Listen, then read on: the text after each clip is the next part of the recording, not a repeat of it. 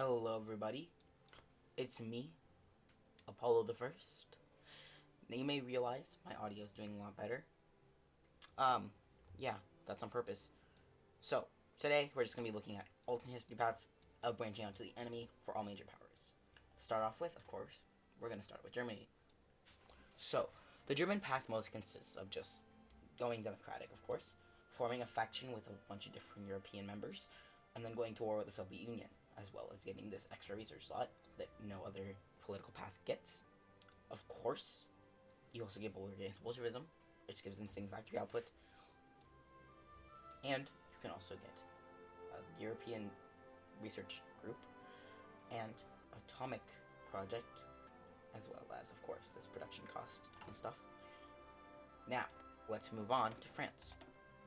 So, their path integrates a choice between production efficiency, stability, and war support as a major feature, as well as basic bonuses towards your fascist game, as well as an extremely basic removal of bad traits, like disjointed government here. Now, that's just this part of the tree. We move on to this part, diplomatic freedom. You can create an empire in the east, where you ally with Germany, I'm pretty sure. Yep. Now, Latin Entente, you give Italy territory, and then intervene in Greece. As you join a faction with Italy, I'm pretty sure. Spain joins your faction, but Portugal joins your faction, as well as the Congress of Paris. I'm not sure what this does exactly. And then actual borders of France, which lets you take Belgium, Netherlands, and parts of Germany. And then explore the Suez, go to war with the UK, dominate the Middle East, subjugate the Middle East. And that's the first two countries down. Let's move on to the UK. Now, what they have is organize the Black Shirts. This path can be extremely fun. The way it works is you start a civil war by organizing Black Shirt marches across the country. And down here, you get several war goals as well as bonuses to make your empire. Although these two focuses are necessary, as you can declare war on your former puppets. We can also get a war against the United States, Iran and Afghanistan puppets, and a Soviet Union puppet war goal, and a Japanese war goal, as well as, of course, an Ireland war goal. And then you can also get a German war goal. And you can also get a nationalist Spain war goal, as well as ally with Italy. Now, let's move on to the Soviet Union. How this works is with the unification of the exiles, you begin a path towards starting a civil war down here. This civil war is extremely difficult and usually takes cheeses to complete, as well as a possible ability to become a Japanese puppet. And then you can reconvene the Zemsky Sober, and you can either go fascist or Romanov. Both paths could be considered alternate and the opposite of Soviet Union, so I'll go through them both. Romanov Reconstruction makes you work towards becoming the same kingdom as you used to be about 20 years before this point. And the fascist path lets you go in on Mongolia, and you can join the Berlin-Moscow alliance, or you can go to war with Japan and create a Pacific Empire, as well as Eastern Grid expansion, where you can go to Central Asia and take more territory there, as well as intervene in the Americas. With that out of the way, we can go on to Italy. When it comes to Italy, what they have is really interesting, as the first focus is dependent on how you do in Ethiopia, Abyssian Fiasco, and Struggle in Ethiopia. I'm pretty sure those are both possible if you are failing in Ethiopia, as well as solid progress when you conquer the north and southern parts of Ethiopia.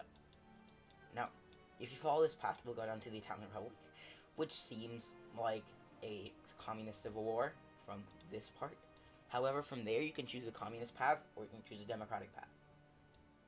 The democratic path heavily utilizes just bringing back a Christian monarchy, as well as dealing with the mafia, as well as reestablishing alliances and gaining wars against the eastern threats, the fascist threats. Or you can also go in on creating a democratic peace preservation movement rather than a fight against the Soviet Union. When it comes to the communist path, the Popular Front, and you will go down here to see defend the land, follow the Soviet Union, where you join the Comintern, or you live on your own. And then you can get a war goal in the Soviet Union, as well as going down here to the end goal of getting a research slot, as well as several other goodies. Now, let's move on to the United States. The United States is very interesting, and that has two paths. One, the one it starts on, which is the one with FDR and the Democrats, or in November, you can choose to go with the Republicans and reestablish the gold standard. When it comes to FDR, there are three possible paths: Neutrality Act, Limited Intervention, and Suspend the Persecution. Limited Intervention is the non-historical democratic path, which will not be covered today. But Suspend the Persecution leads you down a communist path, in which you can start to work with the Chinese or the Russians, as well as any monarchism in the world empires. You can also integrate the South, which will go in a civil war with you if you go on all these paths, provision training time, and building slot, as well as resource gain efficiency, recruitable population factor, and more. And you can also desegregate the armed forces, which gives you recruitable pop. This focus will make the Communist Party your ruling party, as well as going down here to Pacific decolonization, where you decolonize the entirety of the Pacific. When it comes to the Republican path, you can also do Limited Intervention and Neutrality Act, or you can do America First, working towards going fascist. Now, this part focuses mostly on the Civil War, except for this focus, which works towards restabilizing after the Civil War and rebuilding, as well as honoring the Confederacy, of course, as in the name. And then there's also the War Powers Act.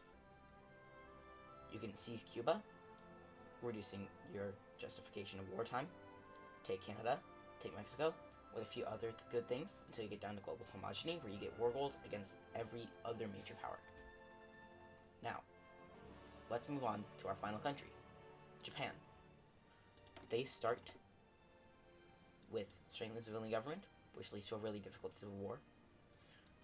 After doing so, you're able to guard the Pacific and gain several puppets in Southeast Asia. You can also see if you want to give Korea independence, if you want to topple the Manchukuo fascist government, which will come out at the time. Ask the U.S. free the Philippines, as well as other things like being anti-communist.